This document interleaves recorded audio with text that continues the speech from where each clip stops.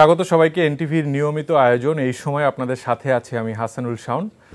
দর্শক, ঢাকায় চলছে 3 দিনের বাংলাদেশ বিজনেস সামিট। বিশ্বে বাংলাদেশের ব্র্যান্ডিং এবং দেশে বিদেশে বিদেশি বিনিয়োগ সেটি বৃদ্ধির জন্য এই সম্মেলনের আসলে আয়োজন। আমরাও আজ বাংলাদেশের বিনিয়োগ সম্ভাবনা ও এর প্রতিবন্ধকতাগুলো নিয়ে আলোচনা করবে জন্য আমাদের সাথে এই স্টুডিওতে আছেন ফ্রান্স বাংলাদেশ ইকোনমিক চেম্বারের সভাপতি প্রবাসী উদ্যোক্তা কাজী এনায়েতুল্লাহ।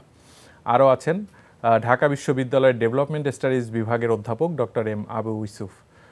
তো আমরা আপনাদের দুজনকেই স্বাগত জানাচ্ছি আমাদের স্টুডিওতে, আমাদের আলোচনায়। দর্শক, আমরা আলোচনায় যাব। বাংলাদেশ বিজনেস সামিটের দ্বিতীয় দিন ছিল আজ। তো আমরা শুরুতেই এই বিষয়ে একটি প্রতিবেদন দেখব। ঢাকার বঙ্গবন্ধু আন্তর্জাতিক সম্মেলন কেন্দ্রে 3 দিনের বাংলাদেশ বিজনেস সামিটের দ্বিতীয় দিনের আলোচনায় অংশ নেন বিদেশি বিনিয়োগকারীরা। তারা বলেন, ব্যবসা সংশ্লিষ্ট বিভিন্ন নীতি আরও সহজ করতে হবে বাংলাদেশকে। এছাড়া শিল্পের প্রয়োজন মেনে গ্যাস বিদ্যুতের সরবরাহ নিশ্চিতেরও তাগিদ দেন তারা। বাংলাদেশ সরকার শিল্পী নিরবচ্ছিন্ন গ্যাস দেওয়ার প্রতিশ্রুতি দিয়েছে। আমরা এই প্রতিশ্রুতির বাস্তবায়ন দেখতে চাই। ব্যবসা বান্ধব ভালো নীতি গ্রহণ করতে হবে বাংলাদেশকে। কর ব্যবস্থাকেও বিনিয়োগ সহায়ক করা দরকার। বাংলাদেশে ভালো বিনিয়োগ পরিবেশ আছে, তাই আমাদের বিনিয়োগকারীদের আগ্রহ বাড়ছে দিন দিন, যা আগামীতে ইতিবাচক ফলাফল দেবে। এদেশে ব্যবসা পরিচালনার খরচ বেশ কম জানিয়ে ব্যবসায়ী নেতারা বিদেশিদের বাংলাদেশের বিভিন্ন খাতে বিনিয়োগের আহ্বান জানান। বিদ্যুৎ ও পানির খরচ এদেশে অনেক কম। এছাড়া দক্ষ শ্রমিক বা জনশক্তিও বেশ সহজলভ্য, যা বিনিয়োগকারীদের জন্য খুবই ইতিবাচক ভূমিকা রাখবে। আলোচনায় সরকারের প্রতিনিধিরা বলেন, বাংলাদেশের শুধু রপ্তানি খাতি নয়, বরং বড় দেশীয় বাজার থাকায় বিনিয়োগকারীরা নিশ্চিন্তে এখানে বিনিয়োগ করতে পারেন। সরকার বিনিয়োগকারীদের সব ধরনের সহযোগিতা করতে প্রস্তুত। সরকারের দপ্তরগুলো এখন অনেক বেশি সক্রিয় হয়ে কাজ করছে বিনিয়োগকারীদের জন্য। দুর্নীতির ক্ষেত্রে জিরো টলারেন্স নীতি গ্রহণ করেছেন আমাদের প্রধানমন্ত্রী। এছাড়া আমলাতান্ত্রিক জটিলতাও কমিয়ে আনা হয়েছে। আপনারা নিশ্চিন্তে এদেশে বিনিয়োগ করতে পারেন। বিদেশি বিনিয়োগকারীদের কাছে বাংলাদেশের অবকাঠামো ও প্রযুক্তি খাতে সাম্প্রতিক নানা উন্নয়ন ও অগ্রগতি তুলে ধরা হয় বিজনেস সামিটে। এছাড়া বেস্ট অব বাংলাদেশ এক্সপোতে বিভিন্ন পণ্য ও সেবা তুলে ধরেন দেশের নামিদামি কোম্পানিগুলো। আমরা প্রতিবেদনটি দেখলাম। কাজী এনায়েতুল্লাহ, আপনার কাছেই প্রথমে আসতে চাচ্ছি। আমরা আমাদের বাংলাদেশের যে ব্র্যান্ডিং সাম্প্রতিক সময়ে বিভিন্ন খাতে যেই উন্নয়ন অবকাঠামো থেকে শুরু করে সেই যেই বিনিয়োগ সহায়ক একটি পরিবেশ সরকারের পক্ষ থেকেও বারবার বলা হচ্ছে, তো সেই অগ্রগতিগুলো এভাবে তুলে ধরার জন্য বেশ বড় প্ল্যাটফর্মে এবার আমরা দেখলাম বাংলাদেশ বিজনেস সামিটটি হচ্ছে ঢাকায়। তো মানে এটি আসলে বিশ্বে বাংলাদেশের ব্র্যান্ডিং কতখানি এগিয়ে নিবে, মানে আপনারা কি মনে করছেন? আমার ধারণা, আমরা বিদেশ থেকে যা দেখি, আমাদের ব্র্যান্ডিংয়ের ক্ষেত্রে আমরা অনেক দুর্বল। তো এফবিসিসিআই এই যে এত বড় একটা ইভেন্টের আয়োজন করলো, আমি অভিনন্দন জানাচ্ছি তার প্রেসিডেন্ট জসিমউদ্দিন, তার টিমস যারা আমার সঙ্গে কাজ করেছেন, তাদেরকে জিনিসটা ওনারা বুঝতে পেরেছেন। স্বাধীনতার মোর দ্যান 50 ইয়ার্স আমরা এতদিনে একটা ম্যাচিউরড সাংগঠনিক প্রক্রিয়া দেখলাম। আমাদের অনেক অভ্যস্ততা আছে বিদেশে আমরা এই ধরনের ম্যানিফেস্টেশন দেখার, এবং এটা খুব পারফেক্টলি ওনারা ম্যানেজ করেছেন। এবং 200-এরও বেশি বিদেশি ইন্টারেস্টেড বিজনেসম্যান এবং ইম্পোর্টার এবং ইনভেস্টর এখানে এসেছেন। আমরাও ফ্রান্স থেকে 15 জনের একটা দল নিয়ে এখানে এসেছি। সেভাবে আমরা লক্ষ্য করেছি অন্যান্য দেশ থেকেও বিদেশে এসেছেন, এবং সেটা অত্যন্ত পজিটিভ একটা পার্ট। আর এটা প্রয়োজন এই জন্য যে আমাদের যেইটুক একটা বিদেশে মানুষদের যারা এই দেশের ব্যাপারে অনেক ব্যাপারে নেগেটিভ একটা ধারণা নিয়ে আছে, তারা স্বচক্ষে এখানে এসে সেটা দেখতে পেয়েছেন, আলোচনা করেছেন, এবং আলোচনা অব্যাহত আছে। কালকেও আমাদের একদিন বাকি আছে। তো এই জিনিসটা মানুষের কাছে অনেক ক্লিয়ার করে যে এখানে সুস্থ একটা পরিবেশ সৃষ্টির যেই প্রয়োজনীয়তা আছে, যেটা শুনি সেটা আরও দৃঢ়ভাবে আমরা আলোচনার মাধ্যমে সেটাকে সমাধান করতে পারি। এবং এখানে যে একটা কথা আছে, এখানে মানে লেবার কস্ট খুব লো, এটা অ্যাকচুয়ালি আমি মনে করি ঠিক সেভাবে বলা বা নেওয়াটা ঠিক না। লেবার কস্ট লো অর্থ হচ্ছে যারা শ্রমিক তারা ঠিক উপযুক্ত বেতন না পেলে তারা চলবে কী করে, তাদেরও তো একটা মৌলিক চাহিদা আছে। অর্থাৎ এগুলোর মধ্যে একটা কম্প্রোমাইজ করা, মানুষ যারা এই ব্যাপারে জড়িত আছেন তাদের একটা মিনিমাম বেনিফিট থাকার দরকার আছে। যারা কাজ করছে তাদের স্বাভাবিক জীবনযাপনের জন্য যা প্রয়োজন সেই ওয়েস্টটা তাদের পাওয়ার প্রয়োজন আছে, এবং যারা বিদেশ থেকে জিনিসপত্র কিনছেন বা এই দেশে এসে তাদের কোনো ডেভেলপিং কোনো ইয়েতে ইনভেস্ট করবেন তাদেরও সেটা লক্ষ্য করতে হবে। তো সব কিছু মিলে এই প্রথম সুযোগ এসছে, আমরা নিজের আমাদের দেশে আসছি, আমরা বিদেশি ইনভেস্টার, অ্যাকচুয়ালি আমরা দেশের মানুষই একদিন অনেক আগে বিদেশে চলে গেছি, আমাদের মধ্যে অনেক সক্ষমতা এসছে।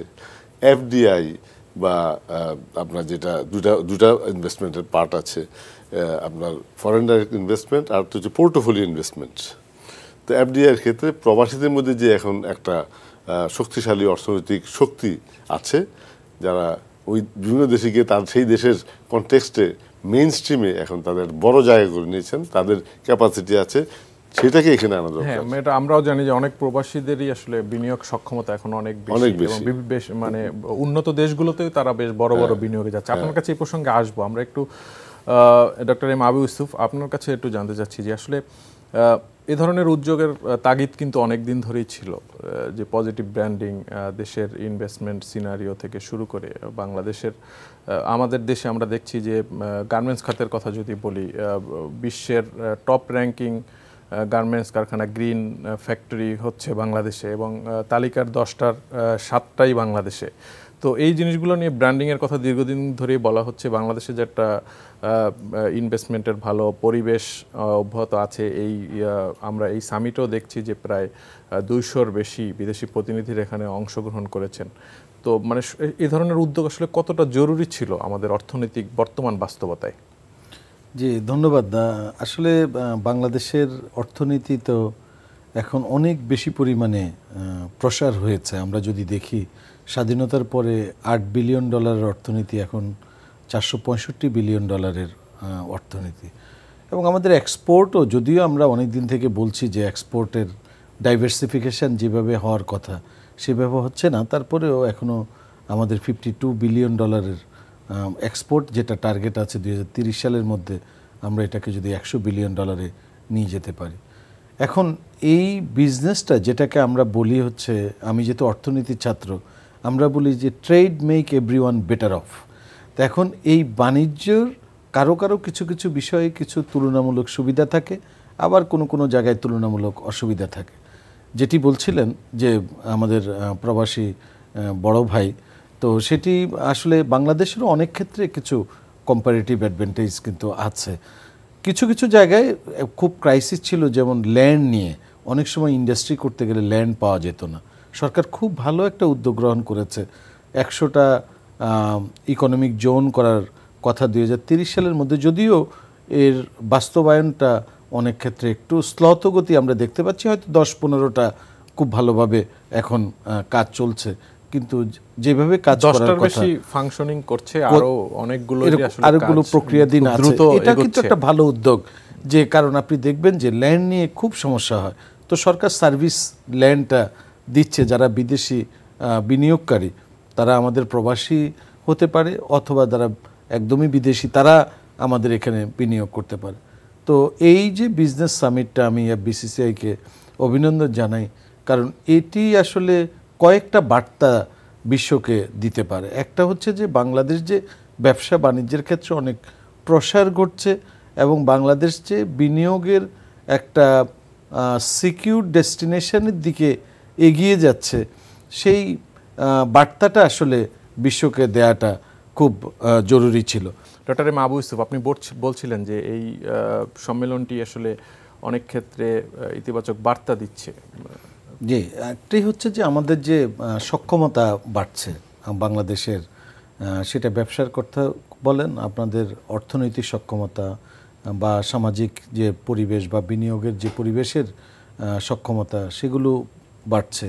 তো সেই বার্তাটা আসলে শুধুমাত্র আমাদের অঞ্চলে নয়, বহির্বিশ্বে এই বার্তাটা দেওয়াটা খুব দরকার। তো এই সামিটটা আমি মনে করি খুবই একটা ইতিবাচক দিক, কারণ এমন একটি সময় এই সামিটটা হচ্ছে, বাংলাদেশের অর্থনীতি কেন গ্লোবাল অর্থনীতি অন্যান্য দেশের মতো বাংলাদেশও একটু চাপের মুখে আছে, বিশেষ করে আপনার বৈদেশিক মুদ্রার সংকট বা আমাদের যে ইম্পোর্টের উপর যেহেতু আমরা অনেকাংশে ডিপেন্ডেন্ট, আমাদের বৈদেশিক বিনিয়োগটা খুব ইম্পর্টেন্ট।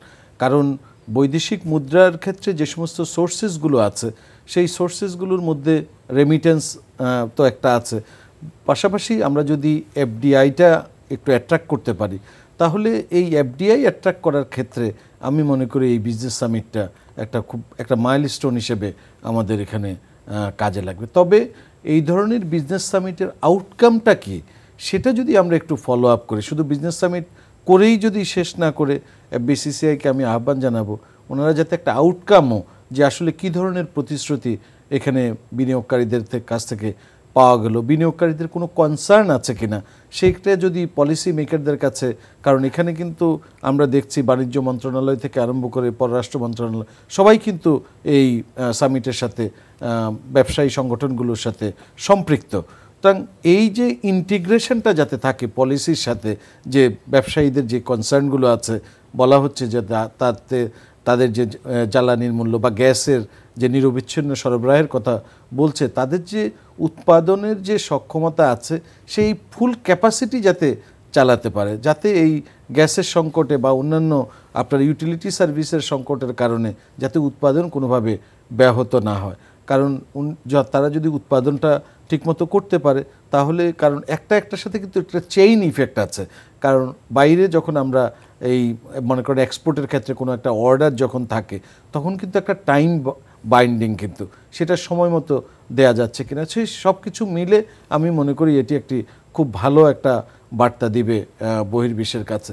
আরেকটা হলো যে বাংলাদেশে আমরা দেখছি এখানে বিডাও জড়িত আছে, বিডা কাজ করছে ওয়ান স্টপ সার্ভিস গুলো নিয়ে। আমরা একটু পরে আসবো। আমরা একটু কাজী এনায়েতুল্লাহ আপনার কাছে একটু জানতে চাচ্ছি যে ব্যবসা বান্ধব নীতি সাপোর্টের কথা আজকেও এখানে যারা বক্তব্য রেখেছেন বিদেশি বিনিয়োগকারীরা তারা বলেছেন, তো মানে এইটা আপনাদের সাথেও ডেলিগেশন যারা এসেছেন মানে কি ধরনের সাপোর্ট আসলে তারা আশা করেন?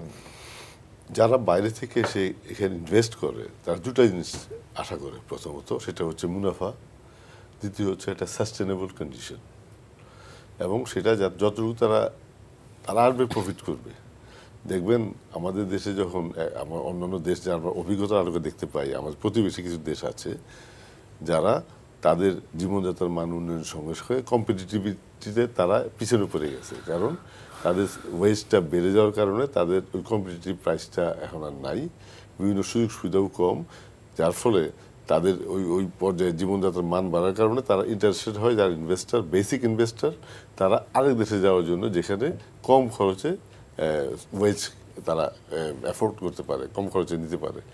এতে অ্যাকচুয়ালি আমাদের অবশ্যই এই ধরনের প্রক্রিয়া এখানে আসা দরকার, কিন্তু সেটা যে কোনো মূল্যে নয়, সেটা এখনও আমাদের বুঝতে হবে। দ্বিতীয়ত এখন কতগুলো জিনিস যে আমরা লক্ষ্য করি, করোনা পরবর্তী পর্যায়ে বর্তমানে রাশিয়া ইউক্রেন যুদ্ধের একটা বড় ধরনের প্রতিক্রিয়া অর্থনৈতিক ক্ষেত্রে বিশ্বব্যাপী আসবে বা আসছে, সেটাও একটা ইম্পর্ট্যান্ট এফেক্ট। আপনার জ্বালানির সমস্যা যেটা সেটা আছে, সেই সঙ্গে যে ইকোলজিক্যাল অ্যাসপেক্টও একটা কাজ করছে। এখন সমস্যাগুলো কমপ্লিটলি করোনার পরে চেঞ্জ হয়ে গেছে, কন্ডিশনগুলো এখন নতুন করে আবার রিশাবলিং হচ্ছে। তো এই ক্ষেত্রে আমাদেরকেও সজাগ থাকতে হবে, আমাদেরকেও মার্কেটে বিভিন্ন পর্যায়ে প্রোডাক্টিভ এলিমেন্টগুলোতে সজাগ থেকে কম্পিটিটিভ পর্যায়ে থাকতে হবে। এবং এই জন্য এই যে আজকে আমাদের বিসিসিআই আয়োজন করেছেন শোকেস, আমাদের যেটা বেস্ট আছে আমাদের বাংলাদেশের পটেনশিয়াল বেস্ট, ওইটাকে বাইরের জগতে আরও ভালোভাবে পরিচয় করার জন্য। অতএব আমি আশাবাদী যে যেটা বলছিলাম ভাই এফডিআই এর ব্যাপারে, এই এফডিআইটা এই পর্যন্ত যেটা হয়েছে সেটা বেসিকলি জাপান, কোরিয়া, ইন্ডিয়া বা কিছু এইসব দেশের মধ্যেই আপাতত আছে। ওয়েস্টার্ন ইউরোপে যদি আমরা সম্প্রসারণ করতে পারি, তার একটা বড় খাত আসবে প্রবাসীদের বা যারা ওইসব দেশে সেটেলড তাদের পকেট থেকে।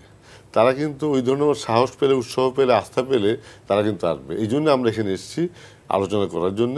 মেইন স্ট্রিমে এই দেশের যে একটা অ্যাডমিনিস্ট্রেটিভ পর্যায়ে আছে, সেখানেও আমাদের যে আমার অভিজ্ঞতার আলোকে আমরা যেটা বলতে পারি তারা সেটা শুনতে পাচ্ছেন।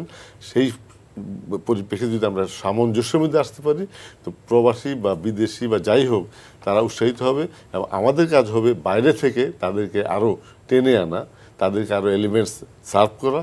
এবং এখানে যে যদি আমাদের অ্যাডমিনিস্ট্রেশন সেটা শোনেন, সরকার সেটা শোনেন, আমাদেরকে সঙ্গে রাখেন, সব যারা মেইন স্ট্রিমে বিশেষভাবে পরিচিত, বিশেষভাবে তাদের স্থান করে নিতে পেরেছেন বাইরে থেকে, এবং সামাজিকভাবেও ওনারা কমিটেড, এবং ওনাদের সেই একটা বড় ধরনের সততাও ওখানে কাজ করছে, মানুষের মধ্যে পপুলারিটি আছে, সেই ধরনের লোককে সম্পৃক্ত করা। এই দুই দিক থেকে যদি আমরা সম্পৃক্ত হই, বিদেশেরও আমাদের এই কথা শুনবে, এবং সেক্ষেত্রে তারাও তাদের একটা আস্থার মধ্যে আসবে, এবং নিশ্চয়ই এই সম্মেলন তার জন্য একটা বড় মাইল ফলক হয়ে থাকবে, যেটা বড় ভাই বললেন। জি, বুঝতে পেরেছি। আমাদের সাথে অনলাইনে যুক্ত হয়েছেন আসলে মোহাম্মদ হাতেম, নির্বাহী সভাপতি বিকেএমইএ। আমরা একটু তার কাছ থেকেও জানতে চাচ্ছি। জি মোহাম্মদ হাতেম, আজকেও আমরা যেটি দেখেছি যে বাংলাদেশ বিজনেস সামিটে বিদেশি বিনিয়োগকারীরা গ্যাসের নিরবিচ্ছিন্ন যেই সাপোর্ট সেটি সরকারের কাছে প্রত্যাশা করেছেন, পাশাপাশি ব্যবসার নীতি সহায়তা বা কর ব্যবস্থাকে আরও বিনিয়োগ বান্ধব করার একটা তাগিদ দিয়েছেন। তো আপনারা তো দীর্ঘদিন ধরে এই কথাগুলো বলে আসছিলেন, মানে সেই জায়গাটা আসলে অগ্রগতি কতটুকু দেখছেন, কি মনে হচ্ছে আপনাদের? জি, আপনার এই প্রশ্নের উত্তরটা আমি একটু পরে যাই, তবে আগে প্রথমে আমি একটু বলি যে এফবিসিসি যে টার্গেট করে এই বিজনেস সামিটটা আয়োজন করেছে, আমি বলবো এটা 100% অন্তত না হলে অন্তত এখন পর্যন্ত আজকে পর্যন্ত যা দেখেছি তাতে অন্তত 90% সফল, এবং বাকিটা আগামীকাল হয়তো বলবো 100% সফল, এবং পরবর্তীতে বিনিয়োগকারীরা যখন আসবে, ইনভেস্টমেন্ট যখন আসবে, তখন বলবো এটা পুরোপুরি সফল। তবে এই এফবিসিসির মূল টার্গেটটা হচ্ছে যে বাংলাদেশের এই যে বর্তমান অবস্থানটাকে তুলে ধরা, ব্র্যান্ডিং করা, বাংলাদেশকে ব্র্যান্ডিং করা, এটাতে আমার মনে হয় পুরোপুরি সাকসেস হয়েছে। এবং কারণ এতগুলি দেশের পার্টিসিপেন্ট, গতকালকে যদি আপনারা যারা দেখেছেন যে উদ্বোধনী অনুষ্ঠানটা কালকে যা হয়েছে, সেখানে মানে জায়গা দেওয়ার মানে অবস্থান ছিল না। মানে আমরা যে সারিতে সামনে বসেছিলাম, এবং সেখানে অন্যান্য দেশের যে মন্ত্রী পর্যায়ে বা অ্যাম্বাসেডাররা সবাই আসছেন কিন্তু, এবং চায়নার এক মন্ত্রী সহকারে তার 20 জন ডেলিগেট নিয়ে উনি আসছেন। এভাবে সৌদি আরব থেকে আসছেন, অন্যান্য দেশগুলি থেকে আসছেন, 42টা দেশ থেকে পার্টিসিপেন্ট কিন্তু এখানে এসেছেন। এবং এটাই হচ্ছে এই আয়োজনের সার্থকতা, বাংলাদেশের এই ব্র্যান্ডিং এবং বাংলাদেশের প্রতি যে মানুষের যে এই মুহূর্তে নজর, এটা এবং পারফেক্টলি, কারণ আপনি যদি দেখে থাকেন ইতিমধ্যেই যে বাংলাদেশের সারা ওয়ার্ল্ডের 100টা প্লাটিনাম লিড সার্টিফাইড ফ্যাক্টরির মধ্যে 52টাই বাংলাদেশে, সেকেন্ড পজিশনে চায়নার হচ্ছে 10টি, আর 9টা হচ্ছে পাকিস্তানের, 4টা ভিয়েতনাম এবং ইন্ডিয়া। তো অর্থাৎ বাংলাদেশের ধারে কাছে কেউ নেই। 187 গ্রিন ফ্যাক্টরি এবং আরো 500 গ্রিন ফ্যাক্টরি পাইপলাইনে রয়েছে। এই যে অর্জন, এই অর্জনটাই আসলে আমাদের প্রচার করা দরকার ছিল, তুলে ধরার দরকার ছিল, এবং সেই জায়গাটা আমরা সফল হয়েছে। এবং বিনিয়োগের যে সম্ভাবনা, এটা কিন্তু অবশ্যই রয়েছে। এবং আপনারা যেটা বলেছেন যে নিরবিচ্ছিন্ন গ্যাস বিদ্যুতের সাপোর্ট, এইটা কিন্তু তারা চেয়েছেন, এবং এটা স্বাভাবিক, এটা পেতেই হবে, কারণ ইনভেস্টমেন্টের জন্য এটা আমাদের সবচেয়ে বড় শর্ত, যেটা আমরা অনেকদিন যাবতই বলে আসছি যে সরকারকে আমরা, সরকারও বদ্ধপরিকর যে আমাদেরকে গ্যাসের বিদ্যুতের নিরবিচ্ছিন্ন সরবরাহ করবেন, যদিও এখন পর্যন্ত আমরা সেটা পাইনি। তবে আমরা আশাবাদী যে আমরা শীঘ্রই এটা পাবো। তো তাহলে আশা করি যে আমাদেরও যে বর্তমান যে পরিস্থিতি, যেটা আমি বারবার গত বেশ কিছুদিন যাবতই বলে আসছি, যে এই মুহূর্তে বাংলাদেশের ব্যবসায়ীরা বা এন্টারপ্রেনিয়াররা যে মানে একটা ব্যবসার জন্য যত রকমের সংকট মোকাবেলা করতে হয়, তার সবগুলি বর্তমানে কিন্তু বিদ্যমান। ব্যাংকে নানা রকম সমস্যা, এলসি না হওয়ার মতো সমস্যা, ডলার ক্রাইসিস, এক্সপোর্ট হচ্ছে, বায়াররা পেমেন্ট দিচ্ছে না, এদিকে র মেটেরিয়ালস এর মূল্য বেড়ে গিয়েছে, গ্যাসের মূল্য অস্বাভাবিক ভাবে বেড়েছে, বিদ্যুতের মূল্য বাড়ছে, কোনটা বাড়ছে না? সবকিছুই কিন্তু বাড়ছে। মূল্যস্ফীতি বেড়েছে, এতে আবার শ্রমিকদেরও সমস্যা সংকট বাড়ছে। তো মানে অর্থাৎ আমি যে কথাটা বলার চেষ্টা করছি, একজন উদ্যোক্তার জন্য যত রকমের সংকট রয়েছে সবকিছু বাড়ছে। পাশাপাশি আপনি যেটা বললেন যে আমি যেটা আগেও বলেছি, সবসময় বলি যে বাংলাদেশের ট্যাক্সেশন সিস্টেমটাই হচ্ছে বিনিয়োগ এবং ব্যবসার পরিপন্থী, এবং সেখানে এনবিআর বিভিন্ন সময়ে জাতীয় সংসদে বেশ কিছু আইন পাশ করিয়ে রেখেছে এই আপনার ট্যাক্স সংক্রান্ত, যেগুলি দ্বারা আসলে ব্যবসায়ীদের টাকা লুটপাট করার ব্যবস্থা করে রাখা হয়েছে। এই জায়গাগুলিকে আমরা অ্যাড্রেস করেছি, তুলে ধরেছি। আমি মাননীয় অর্থমন্ত্রী, বাণিজ্য মন্ত্রী সামনেই, যেখানে এনবিআর চেয়ারম্যান মহোদয় ছিলেন সেখানেও আমি কথাটা বলেছি, সেখানে সব মেম্বার এবং কমিশনারও উপস্থিত ছিলেন, সেখানে এই কথাটা আমি বলেছি, এবং বলেছি যে একটা কমিটি করে অন্তত দেখা হোক যে আইনগুলি পাশ করানো হয়েছে এগুলি কতটুকু ব্যবসা বান্ধব এবং কতটুকু ব্যবসা বা বিনিয়োগের পরিপন্থী, এই জিনিসটা একটু খতিয়ে দেখা হোক, এবং সেই জায়গাগুলিকে সময় উপযোগী, যোগোপযোগী করা হোক। তো আমাদের বিশ্বাস, সরকার আমাদের সবসময় সহযোগিতা করেছেন। মাননীয় প্রধানমন্ত্রী সবসময় রপ্তানিকে অগ্রাধিকার দিয়েছেন এবং প্রাধান্য দিয়ে নীতি সহায়তা দেওয়ার চেষ্টা করেছেন, যার কারণে আজকে কিন্তু আমরা এই পর্যায়ে এসেছি। এবং আপনারা যদি দেখেন যে এই বছরের আমাদের যে টার্গেট ছিল এই গত 8 মাসের টার্গেট ছিল $31 বিলিয়ন রপ্তানি পোশাক শিল্পে, সেখানে আমরা 35 বিলিয়ন ডলারের উপরে ইতিমধ্যেই কিন্তু আমাদের রপ্তানি হয়েছে, এবং যেটা $46 বিলিয়ন টার্গেট ছিল সেটা ক্রস করে 50 বিলিয়ন এই বছরে আশা করি ইনশাল্লাহ আমাদের রপ্তানি মানে অ্যাপারেলের রপ্তানিটা যাবে। তো এই এতগুলি অর্জন, এটা কিন্তু বিশ্বব্যাপী বায়ারদেরকে কিন্তু নজর কেড়েছে এবং তাদেরকে আকৃষ্ট করেছে। বর্তমানে আমাদের অ্যাপারেল ইন্ডাস্ট্রির যে অবস্থান, আমরা ওয়ার্ল্ডের হাইয়েস্ট স্ট্যান্ডার্ড মেনটেন করছি, এবং আমরা খুব প্রাউডলি বলি যে Bangladesh only the safest sourcing country for the apparel industry in the world market. সুতরাং যার কারণে বায়াররা কিন্তু আসছে এবং আসবে। আগামী এই বছরটা হয়তো আমাদের একটু খারাপ যাবে, কিন্তু ইনশাল্লাহ যদি সরকারের এই নীতি সহায়তাগুলি আমরা পাই যথাসময়ে, তাহলে ইনশাল্লাহ আগামী বছর এই অ্যাপারেল ইন্ডাস্ট্রি আরো ঘুরে দাঁড়াবে, এবং শিগগিরই আমরা খুব আশাবাদী যে চায়না, যেটা এখন পর্যন্ত বিশ্ববাজারে 1 নম্বর পজিশনে রয়েছে, তাদের চায়নাকে হটিয়ে বাংলাদেশ 1 নম্বরে যাবে, এই পরিস্থিতি কিন্তু সামনে আমাদের জন্য উন্মুক্ত হয়েছে এবং হচ্ছে। আরো জি মোহাম্মদ হাতেম, আমি একটা বিষয় একটু জানতে চাচ্ছি আপনার কাছে, সেটা হচ্ছে আমরা এই সামিটের প্রথম দিন দেখেছি যে প্রধানমন্ত্রী আমলাতান্ত্রিক জটিলতার প্রসঙ্গে কথা বলেছেন। তিনি বলেছেন যে লাল ফিতার দৌরত্ব কমানোর ব্যবস্থা করা হবে। আজকে প্রধানমন্ত্রীর বেসরকারি শিল্প বিনিয়োগ উপদেষ্টা সালমান এফ রহমান তিনি বলেছেন যে দুর্নীতি কমে আসছে, এই জায়গাগুলোতে নজর দিচ্ছে সরকার। এবং আপনি যেটা বললেন যে বিভিন্ন নীতি নিয়ে আপনারা সরকারের উচ্চ পর্যায়ে আপনারা নিয়মিত বলছেন বিষয়গুলো, এনবিআর থেকে শুরু করে। তো এই জিনিসগুলো তো আমরা এখন দেখছি যে আমাদের এই আলোচনার বক্তারাও বললেন যে একটা বিশ্ব অর্থনীতি একটা পরিবর্তিত পরিস্থিতির মধ্য দিয়ে যাচ্ছে।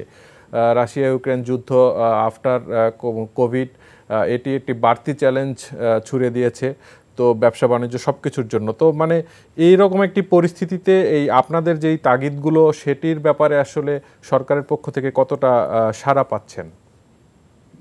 দেখেন, সরকারের কাছ থেকে আমরা সবসময় আন্তরিকতা পেয়েছি, এবং সবসময় আমি যেটা বারবারই বলি, সরকারের সর্বোচ্চ মহলে আন্তরিকতার কখনই কোনো অভাব ছিল না, এখনো নেই। কিন্তু সমস্যা হচ্ছে ইমপ্লিমেন্টেশন লেভেলে যারা এটাকে কার্যকর করবেন, সেই লেভেলের দুর্নীতি, অসহযোগিতা কারণে ব্যবসা বাণিজ্য কিন্তু অনেক সময় স্থবির হয়ে যায় বা আমরা ক্ষতিগ্রস্ত হই। বিশেষ করে আমরা যদি বলি যে আমরা যে কথাটা বারবার বলে আসছি যে পলিসি মেকিং যারা করবেন কোন অবস্থাতেই তারা ইমপ্লিমেন্টেশন লেভেলে তারা থাকবেন না। কিন্তু এটা অত্যন্ত দুর্ভাগ্যজনক যে এখনো পর্যন্ত যে পলিসিগুলি যারা করছেন তারাই আবার ইমপ্লিমেন্টেশনে থাকেন। ফলে কি হচ্ছে, যারা পলিসি মেক করতে গিয়ে তারা ইমপ্লিমেন্টেশনের জন্য গেলে পরে কি কি ফাঁক রাখা দরকার, মানে ব্যবসায়ীদেরকে ধরার জন্য, ধরে সেখানে দুর্নীতির আশ্রয় নেওয়ার জন্য, ব্যবসায়ীদের কাছ থেকে টাকা ছিনিয়ে নেওয়ার জন্য, হাতিয়ে নেওয়ার জন্য কি কি ফাঁক ফোকর সেখানে রাখা দরকার, সে কি কি গ্রে এরিয়া রাখা দরকার, মানে অস্পষ্টতা রাখা দরকার, সেটা ওনারা কৌশলে রেখে দেন। ফলে সেই জায়গাগুলি দিয়ে কিন্তু আলটিমেটলি এই অবস্থাটা তৈরি করা হয়। তো সরকারের কিন্তু সেখানে আন্তরিকতার কোনো অভাব ছিল না, কিন্তু ওই সূক্ষ্মভাবে সেই কাজগুলি করে রাখা হয়, ফলে ব্যবসায়ীরা সেখানে ক্ষতিগ্রস্ত হয়। এবং আপনারা যদি শুনে থাকেন, আমি বেশ কিছুদিন যাবতই বলে আসছিলাম, আমাদের এই মুহূর্তে আমদানি এবং রপ্তানির প্রধান বাধা কোনটা সেটা যদি বলা হয় তাহলে আমরা বলবো সেটা হচ্ছে এনবিআর বা কাস্টমস।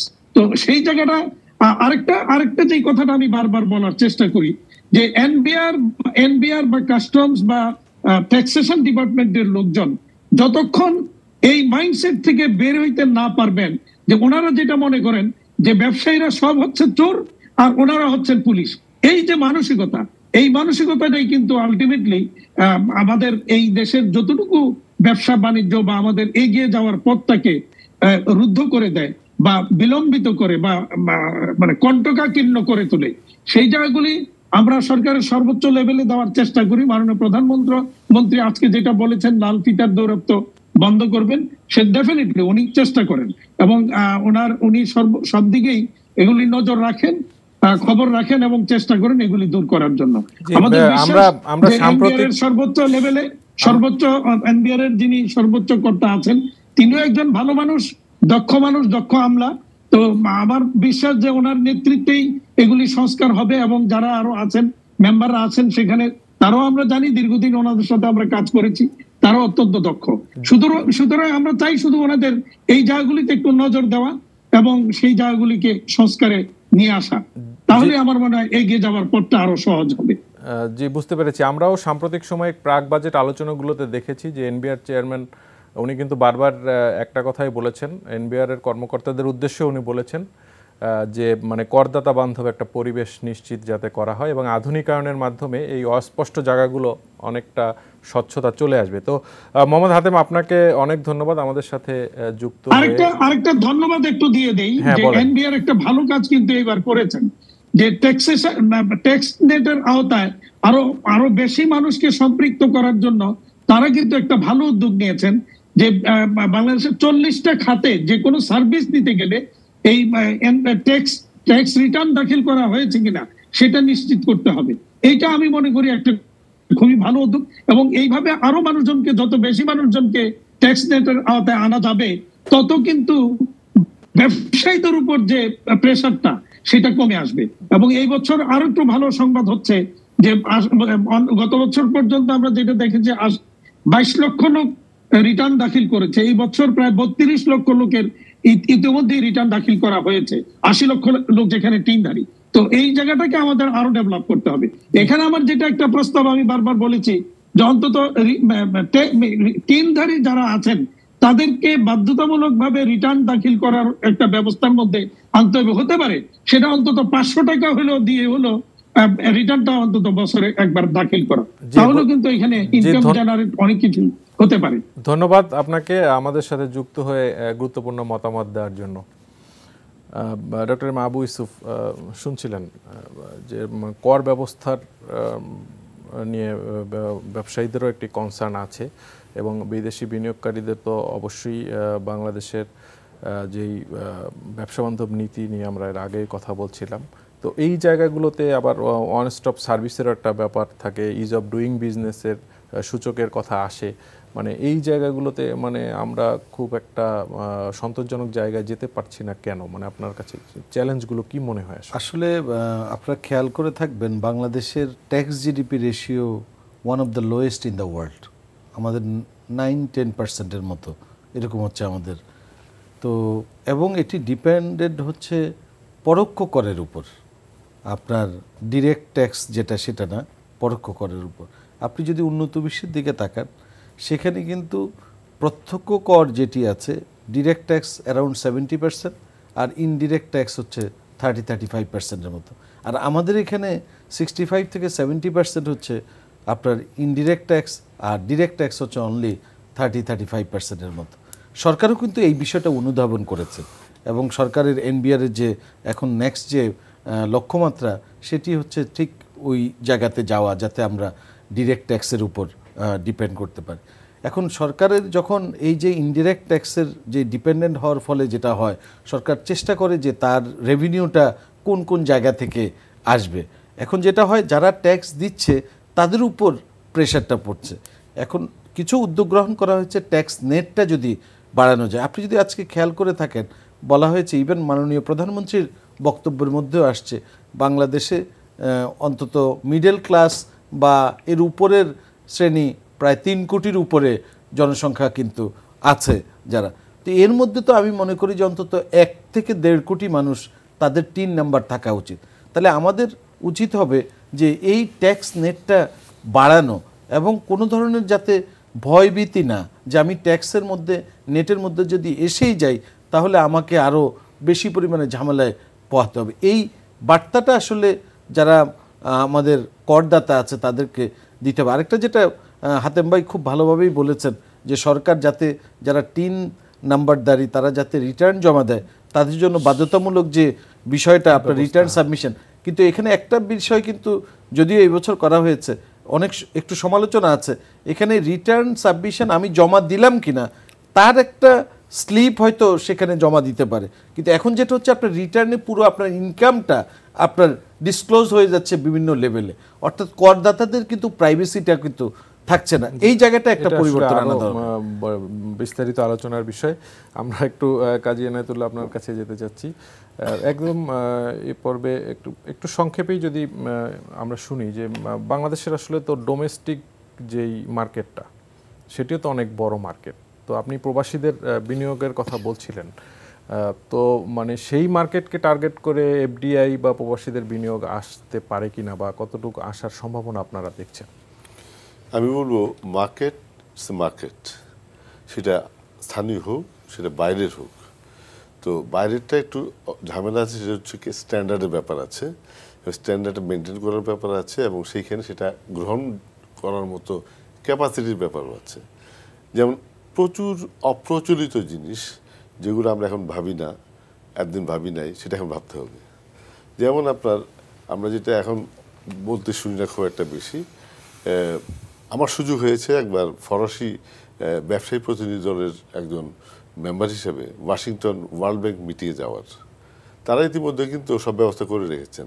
2025 সাল থেকে 2075 সাল পর্যন্ত পুরো বছরগুলো হবে ইকোলজিক্যাল অ্যাসপেক্টে সবচেয়ে উল্লেখযোগ্য ইনভেস্টমেন্ট হবে, অনেক কিছু বদলে যাবে। এগুলোর যে একটা চিন্তাধারা এখন থেকে শুরু হয়েছে সেটা একটা অনেকটা আপনার ব্যাপার যেটা আমরা এখন এখান থেকে ভাবিও না, একটা বড় ধরনের বিপ্লব আসবে, সেটা পৃথিবীর অনেক কিছু বদলাবে। যে আপনার যে এখন পৃথিবীতে একটা বড় ধরনের ডিজাস্টার হচ্ছে প্রতিদিন, এইসব বিভিন্ন ক্ষেত্রে জলবায়ু পরিবর্তনের পরিপ্রেক্ষিতে যে একটা সমস্যা আছে সেটাকে অ্যাডজাস্ট করার মতো নতুন ইকোনমি আসবে, যেটা এই যুদ্ধের কারণে এখন একটু স্থিমিত, কিন্তু সেটা আবার করোনার কারণেও কিন্তু অনেক গতি প্রকৃতি অনেক পরিবর্তন আমরা দেখেছি এবং আপনাদের বিশ্ব রাজনীতিটাও এখন অন্য দিকে চলে গেছে। অর্থাৎ এগুলোর পরিপ্রেক্ষিতে আমাদেরও প্রস্তুত থাকতে হবে যে আপনি বলে স্থানীয় মার্কেট, আমাদের এত বড় পপুলেশন, এটার একটা বড় ডিমান্ড আছে যেটা পূরণ করছে অন্যান্য দেশ। এই ধরনের ক্যাপাসিটি কিন্তু আমাদের দেশের মানুষের মধ্যে আছে, আর এই ধরনের নো হাউটা প্রবাসে অনেকেই বিভিন্ন ব্যবসা বিভিন্ন কার্যক্রমে ইনভেস্টমেন্টে তারাও কিন্তু ওই ইনভেস্টমেন্টে আছেন, এগুলোকে এখানে আনতে হবে। কাজী এনায়েতুল্লাহ, আপনি যেমনটি বলছিলেন, তো আমরা দেখছি যে সাম্প্রতিক সময়ে অনেক ধরনের বিভিন্ন অবকাঠামো থেকে শুরু করে অনেক জায়গায় আসলে অনেক উন্নয়ন আমরা দেখছি বাংলাদেশের। তো এই জিনিসগুলোর পরেও মানে এখন প্রবাসীদের বিনিয়োগ হোক বা বিদেশিদের বিনিয়োগ হোক, দেশে বিনিয়োগ আসার ক্ষেত্রে মানে প্রতিবন্ধকতা বা চ্যালেঞ্জগুলো কি দেখছেন আপনারা? আসলে এই সম্মেলন একটা মাইলস্টোন হয়ে থাকবে আমাদের যারা ইনভেস্টর তাদের জন্য, যারা প্রবাসী তাদের জন্য। এই জন্য সরকার এখন সুযোগ হয়েছে, যারা নিজে এফোর্ড করে এখানে এসেছেন, অনেকে নতুন, তাদের মধ্যে একটা আগ্রহ ছিল, সেই আগ্রহটাকে যেন বাস্তবতায় নিয়ে আসা হয়, তাদের যেই সাজেশন সেগুলো বিবেচনা করা হয়। এই যে আমাদের জসিমউদ্দিন সাহেব এই আয়োজনটা করেছেন আমার টিম নিয়ে, এটা কিন্তু সরকারকে উনি সাহায্য করেছেন, এতে মানুষের যে ওপিনিয়ন সেটা সরকার শুনতে পেয়েছেন, এবং সেটাকে যদি বাস্তবায়নের মধ্যে আনা যায়, তাদেরকে সম্পৃক্ত করা যায় যারা এখানে এসছেন, বা তাদের ইন্টারেস্টটাকে সার্ভ করা যায়, আমাদের সমস্যাগুলো তারা বুঝতে পেরেছেন, তারা বলছেন এবং আমরাও তাদের সঙ্গে একাত্ম। অতএব একসময় যদি আমরা একটা আন্ডারস্ট্যান্ডিংয়ে আসি, উইনার কন্ডিশনে থাকে। আপনি জানেন ইকোনমিক টার্মসে কেউ ক্ষতি করে কিছু করতে চায় না, কেউ ক্ষতি হোক সেটাও চায় না, একটা মিনিমাম অ্যাসুরেন্স তাদের থাকা দরকার। সেই ক্ষেত্রে যদি সেটা সামঞ্জস্যের মধ্যে আসে, নিশ্চয়ই যারা বাইরে থাকেন, যারা বিদেশি, আপনার এফডিআই বা পোর্টফোলিও ইনভেস্টমেন্ট, দুটোই অনেক সক্রিয়ভাবে শক্তিশালী একটা অর্থনীতি ভিত্তি স্থাপন করতে পারে। এই জন্য দরকার এটাকে নার্সিং করা, এটাকে আরও গতিময় করা। এই জন্য দরকার এই যে অ্যাবিসের উদ্যোগটাকে সরকার সিরিয়াসলি টেক কেয়ার করা। অবশ্যই সরকারের মধ্যে সম্পৃক্ত আছেন, বিডায়ের মধ্যে আছেন, ওনাদেরকে আরও বড় ভূমিকা পালন করতে হবে।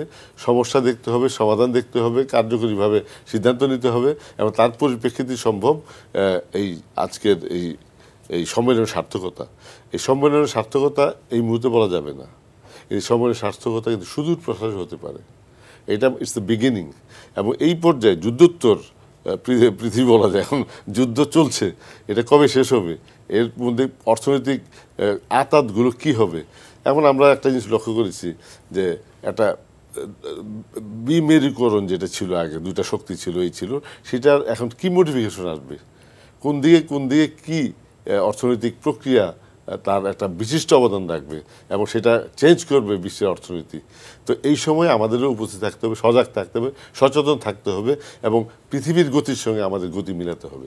এই জন্যই দরকার সব কিছুর পিছনে দরকার ইনভেস্টমেন্টটা যত ট্রান্সপারেন্ট হয়, যতটুকু মানুষের ক্ষমতার মধ্যে, বোঝার ক্ষমতার মধ্যে আসবে, তত মানুষ আগ্রহী হবে।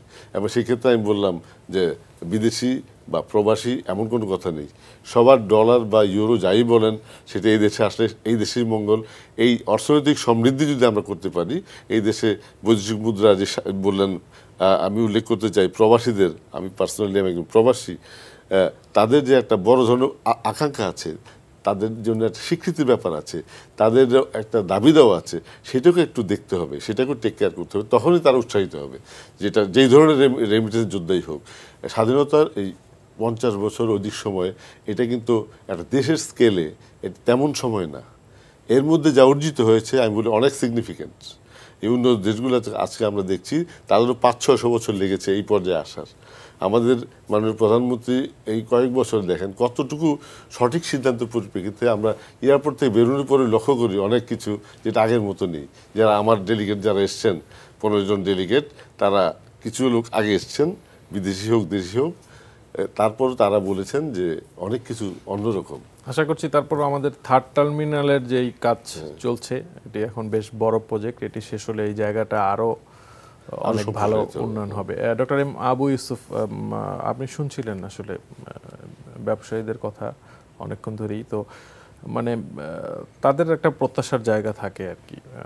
তো আমরা দেখছি যে সেই জায়গাগুলো আস্তে আস্তে ডেভেলপ করছে। তো এর পরেও এই আমাদের দেশীয় মার্কেট প্লাস আমাদের অর্থনৈতিক চাহিদার জন্য যেই বিদেশি বিনিয়োগ দরকার, মানে এই জায়গাগুলোতে মানে মোটা দাগে এখনকার বাস্তবতায় মানে বড় চ্যালেঞ্জগুলো আপনি কি দেখছেন? আসলে যেমন বিনিয়োগের পরিবেশের কথা বলা হচ্ছে, এখন পরিবেশ বলতে তো আপনি ইনফ্রাস্ট্রাকচারের বিষয়গুলো আছে, নীতি সহায়তার বিষয়গুলো আছে, সেগুলো কিন্তু কনসার্ন সবাই জানে, এবং সেটা যাতে আমাদের অনেক কিছুই আসলে নিয়মের মধ্যে আছে, অনেক নিয়ম হচ্ছে, এনফোর্সমেন্টের একটা ঘাটতি কিন্তু আমাদের আছে। আপনি যেটা হয়তো দেখছেন পলিসিতে, কিন্তু তার এনফোর্সমেন্টের জায়গায় যে সমস্যাটা আছে, অর্থাৎ এই মানে আপনার পলিসি আর ইন প্র্যাকটিস কী আছে, এই দুটোর মধ্যে যে ব্রিজিং দ্য গ্যাপ, সেই জায়গাটা আসলে করতে হবে।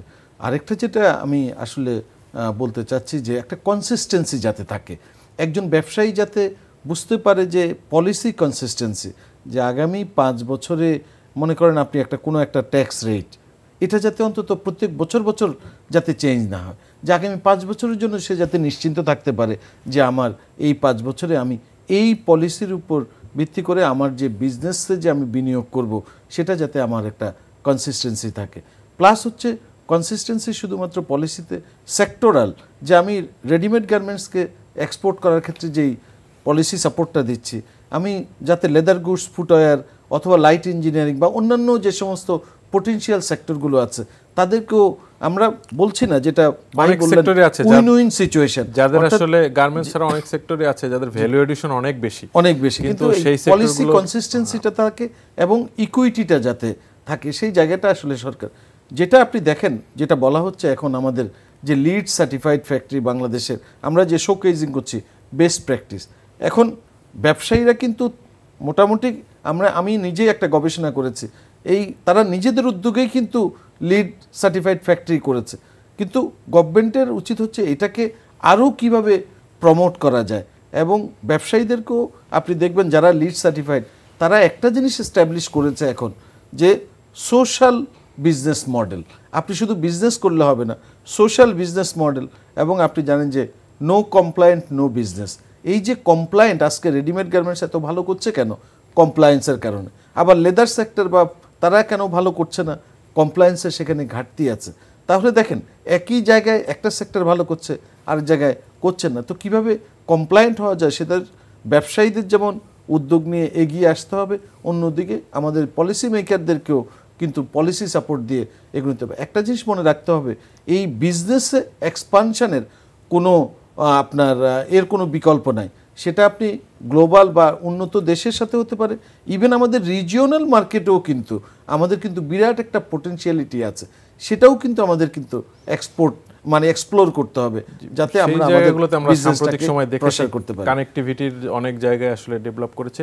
আমরা আসলে একদমই শেষ দিকে কাজী ইনায়েতুল্লাহ একদম সংক্ষেপে যদি আপনাদের সাথে ডেলিগেটরা এসেছে আপনি বললেন, তো ইউরোপের বিনিয়োগকারীরা আসলে একদম সংক্ষেপে যদি বলেন যে মানে কোন কোন খাতে বিনিয়োগের আগ্রহ দেখছেন আসলে ইউরোপের বিনিয়োগকারীদের মধ্যে?